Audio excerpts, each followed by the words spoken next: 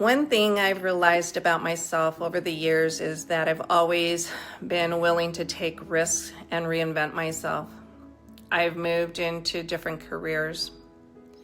I've worked multiple jobs at once. I've rebuilt my life more than once. And honestly, for a long time, I thought that constant pushing and striving was just a part of being successful. But when I look back now, I can see the pattern that I lived in for many years. I would get inspired, I would expand, I would go all in and would overwork myself emotionally, mentally, physically, and eventually I would burn out. Then after the burnout, I would pull away from everything. I'd isolate, I try to recover, and then eventually another wave of inspiration or pressure would come. And I'd repeat the cycle all over again. At the time, I thought I just needed to become stronger, more disciplined, more positive, more motivated.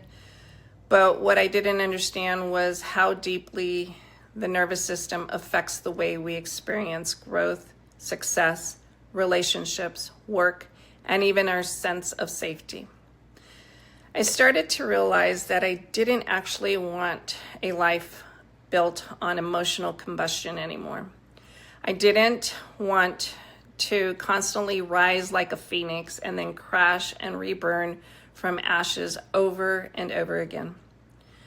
What I wanted was balance, groundedness, sustainability, a life that felt calm, alive at the same time. And honestly, that has changed the way I approach most everything now. My work, my marriage, my creativity, my health, and even the way I move through my mornings. I'm learning that expansion does not have to be or mean self-abandonment. I think there's a lot of people out there who quietly live in these same cycles without realizing it. So maybe this conversation helps someone recognize themselves too. And maybe growth isn't always about becoming more. Maybe sometimes it's about learning how to remain connected to yourself while your life changes around you.